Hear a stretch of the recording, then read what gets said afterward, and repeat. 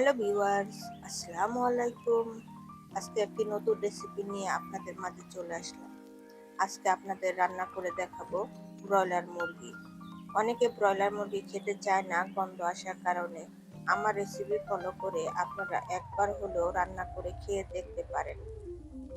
আশা করি আপনাদের কাছে খুবই ভালো লাগবে।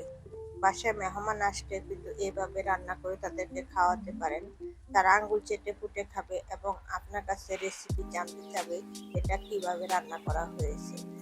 এই রান্নাটা খেতে এতটাই বেশি মজার হয়। আশা করি আজকের রেসিপিটি আপনাদের কাছে খুবই ভালো লাগবে।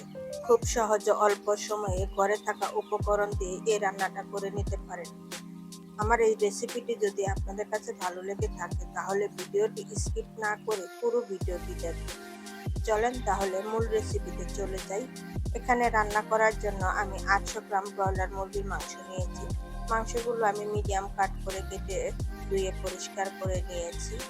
এখন আমি সব ধরনের মশলা দিয়ে ম্যারিনেট করে আধা ঘন্টা রেখে দিব। পেঁয়াজ বাটা 2 টেবিল চামচ। এখানে আমি পেঁয়াজ বাটাটা কম দিয়েছি, রান্নার সময় আমি আরও পেঁয়াজ ব্যবহার করব। গ্রেভিটা যেন ঘন হয় তার জন্য আমি এখানে পেঁয়াজ বাটা ব্যবহার করেছি। আদা 1.5 টেবিল চামচ,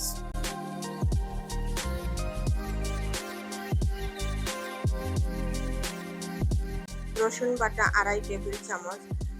মুরগির মাংসে আদা বাটার চেয়ে রসুন বাটার পরিমাণ একটু বেশি দিতে হয়, তাহলে কিন্তু খেতে বেশি ভালো লাগে। জিরা বাটা 1.5 টেবিল চামচ,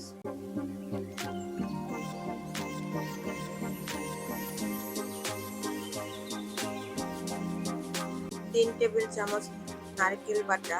কোরানো নারকেল আমি অল্প পরিমাণে পানি দিয়ে বাটাতে ভালোভাবে মিহি করে বেটে নিয়েছি। এই নারকেল বাটা দেওয়ার কারণে কিন্তু এই মাংসের স্বাদ অনেক গুণ বেড়ে যাবে।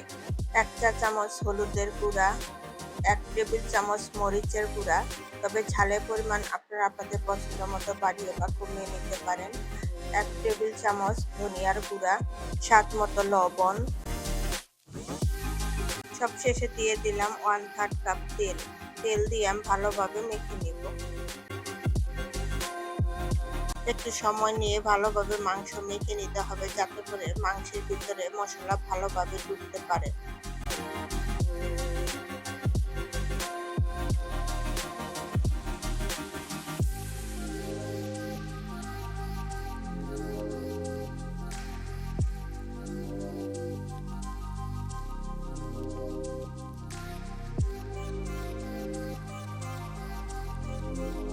মাংস আমি ভালোভাবে মেখে নিয়েছি। এখন আমি আধা ঘন্টা রেস্টে রেখে দিব, তারপর রান্না করব। তবে আপনাদের হাতে যদি সময় কম থাকে তাহলে সাথে সাথে রান্না করে নিতে পারেন। ফিরে আসলাম আধা ঘন্টা পর। আমি রান্না করার জন্য চুলায় একটি প্যান বসিয়ে ভালোভাবে গরম করে নিয়েছি। এখন এর মধ্যে দিয়ে দিলাম 1/2 কাপের একটু বেশি তেল। এই রান্নাতে একটু তেলের পরিমাণটা বেশি দিতে হয়। এখন আমি তেলটা ভালোভাবে গরম করে নিব। তেল গরম হয়ে গিয়েছে, এখন এর মধ্যে দিয়ে দিলাম 2টা ছোট সাইজের তেজপাতা মাঝখান থেকে ছিঁড়ে দিয়েছি, 2 টুকরা দারচিনি, 5-6টা এলাচ। এলাচটা আমি একটু থেতো করে নিয়েছি যাতে করে সুঘ্রাণ ভালোভাবে বের হয়। এখন আমি একটু সময় তেলের মধ্যে ভেজে নিব। এখন দিয়ে দিলাম 1 কাপ পেঁয়াজ কুচি। পেঁয়াজগুলো আমি হালকা বাদামি করে ভেজে নিব।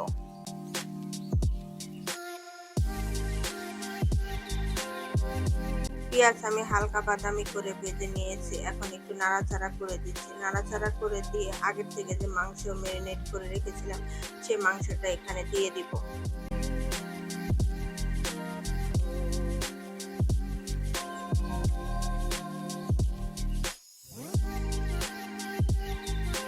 এখন আমি একটু ভালোভাবে নাড়াচাড়া করে দিব।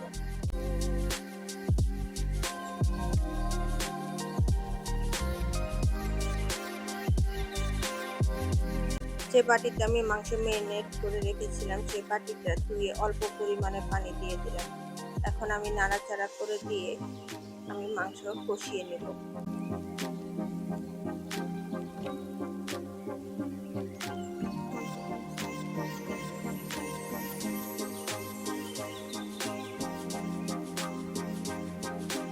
মাংস থেকে বেশ খানিকটা পানি বের হয়েছে। এই পানি দিয়ে কিন্তু আমি মাংস কষিয়ে নেব।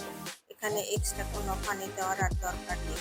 মাংস যত ভালো কষানো হবে সেই মাংস কিন্তু খেতে তত বেশি মজা হয়।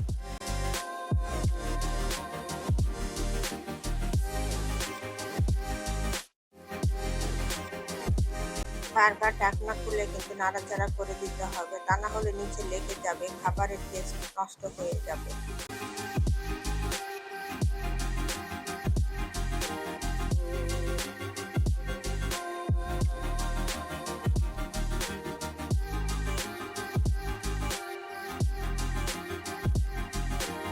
ঢাকনা খুলে আমি আবারও নাড়াচাড়া করে দিচ্ছি। পানি শুকিয়ে যাওয়া পর্যন্ত আমি কিন্তু মাংস কষিয়ে নিব।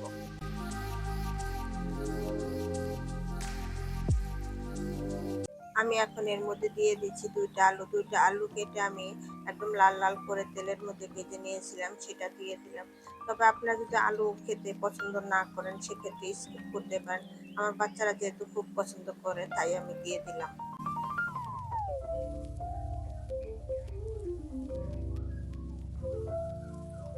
মাংস আমার ভালোভাবে কষানো হয়ে গিয়েছে, দেখেন পানিও শুকিয়ে গিয়েছে। এখন একটু নাড়াচাড়া করে দিচ্ছি। নাড়াচাড়া করে দিয়ে ঝোলের জন্য পরিমাণ মতো গরম পানি দিয়ে দিব।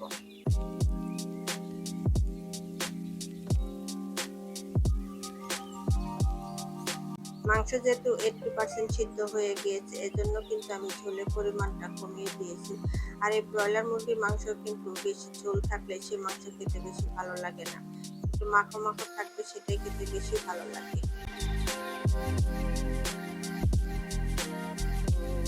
আমি এখন উপর দিয়ে ভাজা জিরার গুঁড়া দিয়ে নাড়াচাড়া করে মিশিয়ে দিয়ে আমি আর 5 মিনিট চুলায় রেখে দিব।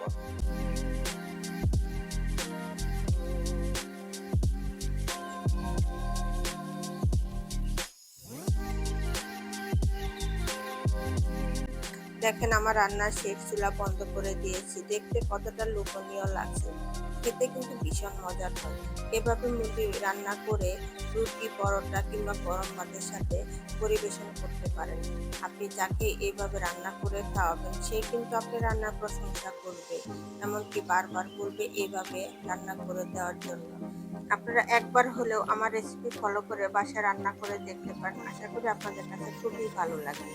আমার রেসিপিগুলো যদি আপনাদের কাছে ভালো লেগে থাকে তাহলে অবশ্যই আমার চ্যানেলটিকে সাবস্ক্রাইব করে দিবেন এবং পাশে থাকা বেল আইকনটিতে ক্লিক করবেন, যাতে আমার সকল ভিডিও নোটিফিকেশন সবার আগে আপনার কাছে পৌঁছে যায়।